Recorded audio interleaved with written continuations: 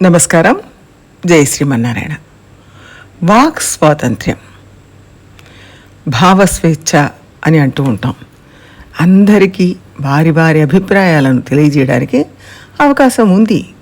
కానీ నాణానికి రెండు వైపులా ఉన్నట్టుగా అభిప్రాయాలకు కూడా రెండు పార్శ్వాలు ఉంటాయి. మన అభిప్రాయం తెలియజేయడం వల్ల ఇతరులను బాధించకుండా ఉండాలి. ఈ రెంటికి మధ్య గీత ఎలా ఉంటుంది? ఒకరికి బాధ కలిగించే విషయం ఇంకొకరికి సాధారణ విషయమే కదా అనిపించవచ్చు. దీనికోసం ఇంత బాధపడతారా, ఇంత గోల పెడతారా అనుకోనువచ్చు.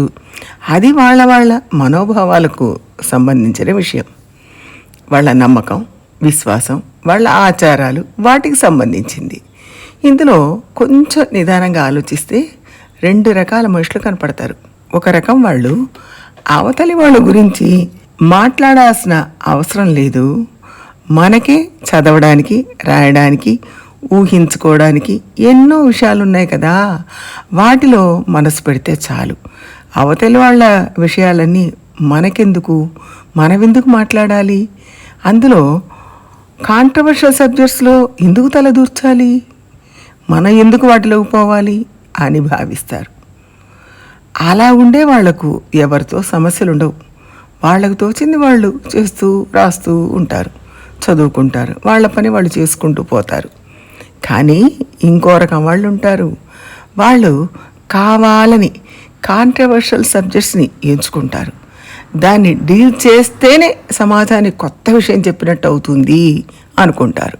అది వాళ్ళు రాసే రచనల్లో కావచ్చు, సినిమాల్లో కావచ్చు, నాటకాల్లో కావచ్చు, రాజకీయాల్లో కావచ్చు, ఎక్కడైనా కావచ్చు. ఏదైనా సరే, ఏదైతే వివాదాస్పదంగా ఉంటుందో దాన్నే మాట్లాడతారు. అప్పుడు గొడవలు మొదలవుతాయి. అది ఒక్కొక్కసారి చాలా తీవ్ర రూపం దాల్చవచ్చు. ఎంత అంటే అక్కడక్కడ ధర్నాలు, సమ్మెల దాకా కూడా పోవచ్చు. ఏది ఒప్పు, ఏది తప్పు అని చెప్పలేము. కానీ ఒకటి మాత్రం వాస్తవం.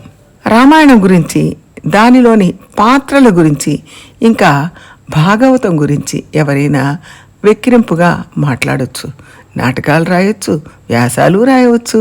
పురాణ ఇతిహాసాలలో ఎవరైతే మంచివాళ్ళని చెప్పబడ్డారో వాళ్ళందరినీ చెడ్డవాళ్ళు అని కూడా కథలు, నాటకాలు రాయొచ్చు. అలా చెప్పడం వల్ల తప్పే ఉంది? That is freedom of speech అనేవాళ్ళు ఉన్నారు. ఈ విషయంలో వాళ్ళతో ప్రత్యక్షంగా వివాదం పెట్టుకున్నా, కోర్టులో కేసు పెట్టినా కాలయాపన తప్ప ప్రయోజనం ఏమీ ఉండదు.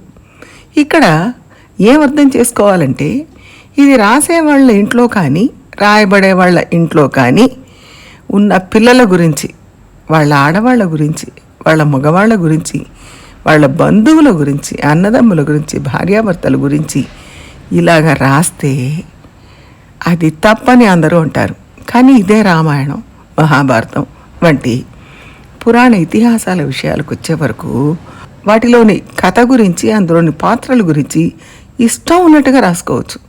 రాస్తే తప్పే ఉంది, అలా రాసే స్వేచ్ఛ మాకు లేదా అంటారు. అంటే కుటుంబ సభ్యుల గురించి రాస్తే తప్పు. ఇక్కడ మన స్వేచ్ఛను పరిగణిస్తారు. కానీ ఇతిహాస పురాణాల్లో కథాపాత్రను మాత్రం ఎలాగైనా మలుపు తిప్పొచ్చు, ఎలాగైనా విమర్శించవచ్చు, ఎట్లాగైనా రాయొచ్చు. పైగా అదేమిటంటే రాస్తే తప్పేమిటి అంటారు. ఎలా మన ఫ్యామిలీ మెంబర్స్ని ఎవరైనా తప్పుగా రాస్తే మనకు కోపం వస్తుందో, అలాగే రాముడు, సీత, కృష్ణుడు, సత్యభామ వాళ్ళ గురించి రాసినా మనం ఫీల్ అవ్వాలి, మనకు బాధ కలగాలి, కోపం రావాలి. వాళ్ళు కూడా మన కుటుంబ సభ్యులే. వాళ్ళని రోజు మనం ఆరాధిస్తున్నాం.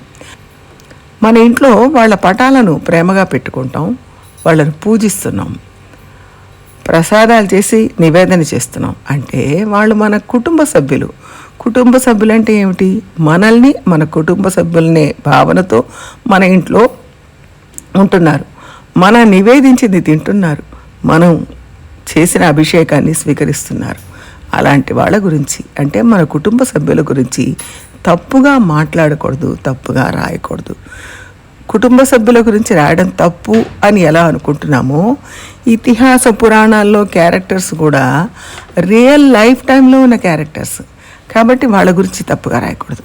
వాళ్ళు ఒకప్పుడు ఈ లోకంలో జీవించేవాళ్ళు, వాళ్ళు ఒకప్పుడు ఈ లోకంలో జీవించిన వాళ్ళు, పైపెచ్చు మన కుటుంబంలో సభ్యులు, రియల్ లైఫ్ టైం క్యారెక్టర్స్. మన కుటుంబ సభ్యులు అనడానికి చాలా ఆధారాలు ఉన్నాయి. రాముడు, హనుమంతుడు, రావణుడు, కుంభకర్ణుడు, కర్ణుడు, ఎవరైనా సరే వాళ్ళ గురించి మార్చి మన ఇష్టం ఉన్నట్టుగా తప్పుగా రాయడం అంటే మన కుటుంబాలను మనం అవమానపరుచుకోవడమే. కాబట్టి ఇలాంటి విషయాలను ఎక్కడికక్కడ ఖండించాలి. ఇతిహాస పాత్రలన్నీ, పురాణాల్లో పాత్రలన్నీ మన కుటుంబ సభ్యులని మనం అర్థం చేసుకోవాలి. జై శ్రీమన్నారాయణ.